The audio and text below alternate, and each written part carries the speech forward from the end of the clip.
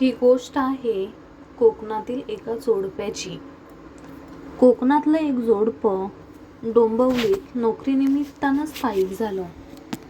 दोघांचा पगार असल्याने अल्पावधीतच स्वतःचं घर, गाडी असं सगळं काही सुरळीत चालू असताना संसारवेलीवर छानशी गोरीगोमटी सुंदर अशी 2 पुत्ररत्न देखील झाल्याने अवघाची संसार सुखाचा करीन या ध्येयाने त्यांच्या भवितव्याच्या दृष्टीने त्यांचं उच्च शिक्षण करून नोकरी, सुना, नातवंड आणि मग अपेक्षापूर्तीच्या काळात सुखानं आनंदानं या गोतावळ्यात जीवन घालवायचं स्वप्न हे जोडपं रंगू लागलं.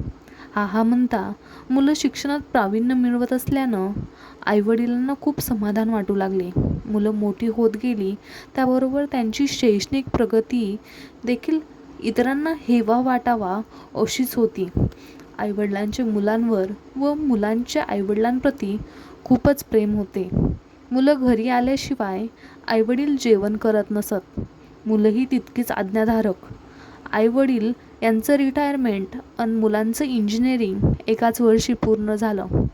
4-6 महिन्यात दोघं मुलं एका चांगल्या कंपनीत मोठ्या पगारावर नोकरीला देखील लागले. आईवडील खूप संतुष्ट झाले. आपल्या अपेक्षेप्रमाणेच मुलांनी करून दाखवले. गल्लीत प्रत्येकाजवळ मुलांच्या गुणांचं कौतुक आईवडील नेहमी करत असत. शेजारी पाजारी देखील या मुलांचे तोंड भरून कौतुक करत असत. एका वर्षानं लहान मुलास कंपनीने अमेरिकेला पाठवले. त्याच्या 6 महिन्यात दुसरा मुलगाही त्याच्या कंपनीच्या माध्यमातून अमेरिकेला गेला. दोघंही मुलं परदेशात नोकरीला म्हटल्यावर आईवडिलांच्या आनंदाला पारावर राहिला नाही. रोज फोनवर मुलांशी गप्पा रंगू लागल्या. तब्बल 2 वर्षांनी दोघंही मुलं भारतात परत आली. आईवडिलांना खूपच आनंद झाला. त्यांनी त्यानिमित्ताने संपूर्ण कॉलनीला व त्यांच्या आणि मुलांच्या मित्रपरिवारास उत्कृष्ट अशा भोजनाची मेजवानी दिली. 1 महिना कसा निघून गेला कळले सुद्धा नाही. आपण आणि आपली मुलं व सुखी संसार या सुखाच्या मोहात 15 ते 20 वर्षात त्यांनी कुणी नातेवाईक, भाऊबंद यांच्याकडे कधी डुंकूनही पाहिले नाही. मुलं पुन्हा अमेरिकेला जायला निघाली. सहज म्हणून आईवडिलांनी लग्नाविषयी मुलांना विचारणा केली. तेव्हा पुढच्या वर्षी येऊ तेव्हा बघू असं सांगून मुलं रवाना झाली. पोहोचल्याच्या फोनची वाट आईवडील पाहत राहिली. इकडून लावला तर 3ऱ्या दिवशी फोन लागला. तिकडनं मुलांनी सांगितले की आता आम्ही काही लहान नाही, जास्त काळजी नका करत जाऊ.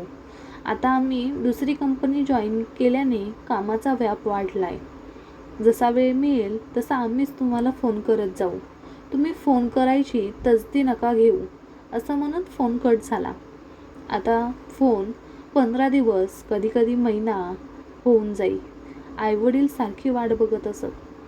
वर्ष झालं. आता मुलं येतील म्हणून फोन करून विचारणा करावी म्हणून आईनं फोन केला. तिकडनं मुलांनी सांगितले की सुट्टी मिळत नाही. आता या वर्षी आम्ही काही येऊ शकत नाही. इकडे आईवडील फारच दुःखी झाले. पुन्हा वर्ष झालं, 2 वर्ष झालं. फोनही बंद झाला. मुलांशी कुठला संपर्क होत नाही म्हणून दोघंही एक दिवशी खूप रडले. वयाबरोबर आता शारीरिक व्याधीही सुरू झाल्यात. कधी फोन जवळ तर कधी घराच्या बाहेर निघून रस्त्याने येणाऱ्या जाणाऱ्या लोकांच्या सारख्या नजरा खेळत होत्या. एके दिवशी म्हातारी आजारी पडली. खूप वेदना होत होत्या म्हणून म्हाताऱ्याने तिला रिक्षा बोलवून दवाखान्यात नेले. तपासणी अंती तिला दमा असल्याचे डॉक्टरांनी सांगितले. म्हातारं लय विवळलं. औषध उपचार करून ते घरी आले. घरी आल्यावर किरकोळ आहे, तू टेन्शन घेतेस असं डॉक्टरांनी सांगितलं. असं सांगून म्हातारीने म्हातारीची समजूत काढली. पण त्या दिवसापासून म्हातारी अंथरुणाला चिकटली. म्हाताऱ्याची हिंमत खचू लागली. मुलांचा संपर्क होईना. जवळ पैसा खूप होता पण समाधान नव्हतं. 6-7 कोटीची प्रॉपर्टी, 5-25 लाखाचे दागदागिने, 15-20 लाखाचा बँक बॅलन्स असं सगळं काही होतं. पण ज्या मुलांसाठी करून ठेवलं ती मुलं आज म्हातारपणात जवळ नसल्याचं दुःख तीव्र होतं. म्हणून दिवसेंदिवस दोघांची मानसिकता व हिंमत ढासळत चालली होती. आता मुलांच्या फोनला तब्बल 6 वर्ष झाली होती. एके दिवशी अचानक फोन खणखणला. मोठ्या उत्सुकतेने म्हातारीने फोन घेतला. तर काय, त्याचा लहान मुलगा बोलत होता. म्हणाला की पप्पा, आम्ही दोघं भाऊ 4 दिवसांनी डोंबिवलीला येत आहोत व 8 दिवसांनी आपणास दोघांना सोबत घेऊन परत होऊ. आम्ही नक्की येतोय, असं म्हणून फोन कट झाला. म्हाताऱ्याच्या चेहऱ्यावर एक वेगळाच आनंद. त्याने म्हातारीला सांगितले, आपली दोन्हीही मुलं 4 दिवसात येत आहेत व ते आपल्या दोघांनाही परत जाताना अमेरिकेला घेऊन जाणार आहात. अक्षरशः अंथरुणाला खिळून पडलेली म्हातारी उठून बसली. मुलं येणार व आपल्यालाही सोबत नेणार म्हटल्यावर तिच्या चेहऱ्यावर आनंद मावेना. 2 दिवसात तर दोघंही अगदी टणटणीत दिसायला लागली. शेजारी पाजाऱ्यांना सांगू लागली, आमची मुलं 2 दिवसांनी येत आहेत व ते आम्हालाही सोबत अमेरिकेला घेऊन जाणार आहेत. शेजाऱ्यांनाही बरे वाटले. 4था दिवस उजाडला. दोघंही मुलं येणार म्हणून 4 वाजताच उठून अंघोळ आटपून दरवाजात बसून सारखी दारासमोरून रस्त्याच्या दिशेने मुलं येण्याची वाट बघत बसली. तेवढ्यात दारासमोर गाडी थांबली. त्यातून दोन्ही मुलं उतरली. त्यांना पाहून दोघंही त्यांच्या दिशेने जात असल्यास गळ्यात पडली अन खूप रडली. दोघांनाही मुलांनी शांत केले. सॉरी म्हणत, ठीक आहे, आता आपण सारे सोबतच राहणार आहोत, असे सांगून ते अंघोळ वगैरेसाठी निघाले. तोपर्यंत म्हातारीने त्यांच्यासाठी नाश्ता व चहा बनवला. मुलं तयारी करून आईवडिलांबरोबर गप्पा मारण्यात दंग झाले. तेवढ्यात मोठ्या मुलाने विषयाला सुरुवात केली की बाबा, आता तुम्हाला येथे ठेवायचे नाही, तुम्हालाही आमच्यासोबत अमेरिकेला यायचे आहे. बाबा म्हटले, ठीक आहे, तुम्ही म्हणाल तसं, आम्हालाही नाही राहावं तुमच्याविना. अरे, अजून काही दिवस तुम्ही आला नसतात तर खपलो असतो आम्ही. आम्हाला नाही हा विरह सहन होत.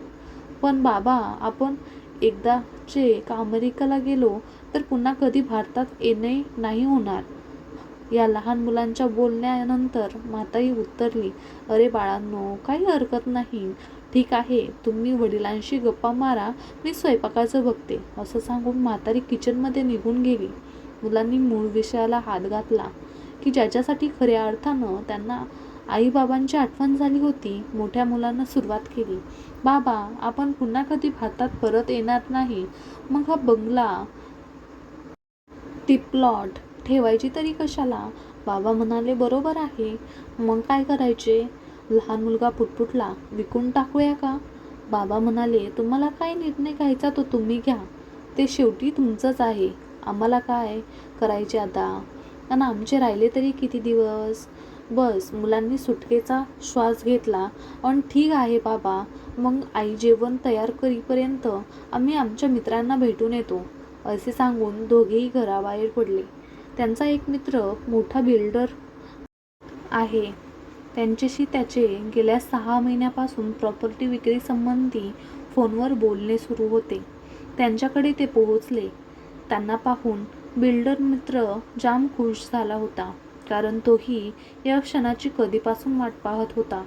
याची प्लॉट व बंगला अगदी मोक्याच्या ठिकाणी मोठमोठी टॉवर उभी होती व त्यातून प्रचंड पैसा त्या बिल्डरला मिळणार होता.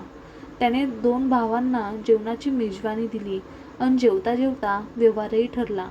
बंगला, प्लॉट मिळून रगड 8 करोडमध्ये डील पक्की झाली. फाटा फुटू नये म्हणून बिल्डरने दुसऱ्या दिवशी एवढी मोठी रक्कम कशीबशी जमवून तो व्यवहार पूर्ण केला.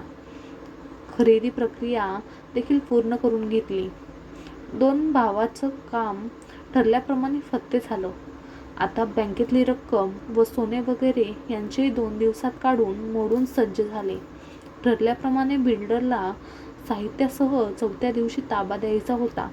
रात्री दोघं मुलांनी सगळं पैसा, कपडे, बॅगा तयार केल्या. आईवडिलांनाही त्यांच्या बॅग भरून तयार करायला सांगितल्या. सकाळच्या फ्लाईटने अमेरिकेला जायचं म्हणून रात्री 7 वाजता सर्व झोपी गेले. सकाळी 4:30ला अमेरिकेची फ्लाईट असल्याने सर्व 2 वाजता उठून तयार होऊ लागले. गाडी करून विमानाच्या दिशेने निघाले. म्हातारा-म्हातारी अमेरिकेला केव्हा जाऊ, किती वाजता पोहोचू म्हणून मुलांना विचारणा करत होते. त्यांना असं झालं होतं की कधी एकदाची अमेरिकेला पोहोचतो. विमानतळावर बरोबर 4:25ला ते सर्वजण पोहोचले. म्हातारा-म्हातारीला एका ठिकाणी बसवून आम्ही विमानाला किती वेळ आहे तपास करून येतो असे सांगून त्यांचे सामान घेऊन ते विमानतळाच्या आत गेले.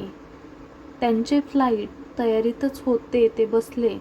थोड्या वेळाने विमानाने उड्डाण केले अन ते निघून गेले, आईवडिलांना सोडून कायमचे. इकडे संध्याकाळ झाली तरी मुलं अजून कशी तपास करून येत नाही म्हणून म्हातारे विचारात पडले. तेवढ्यात एक अधिकारी त्यांच्याजवळ आला. चौकशी केली असता त्यांच्या लक्षात आले की मुलांनी आईवडिलांची फसवणूक केली होती. मुलांनी आपली फसवणूक केली. राहायला घरही ठेवले नाही की खर्चायला दमडी धायमकलून ओक्साबोक्शी रडू लागले. अगदी बेहोश झाले. शेवटी तेथील अधिकाऱ्यांनीच त्यांना दवाखान्यात नेऊन भरती केले.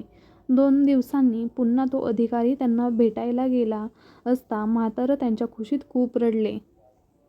म्हातारी वेड्यासारखी करत होती. सारखं म्हणत होती, नाही, माझी मुलं विमानाचा तपास करायला गेली आहेत. ते येतील, नक्की येतील व मला अमेरिकेला सोबत नेतील. ही दोघं एका वृद्धाश्रमात आजही त्या निष्ठुर, धोकेबाज मुलांची वाट पाहत आशेने जीवन जगत आहेत.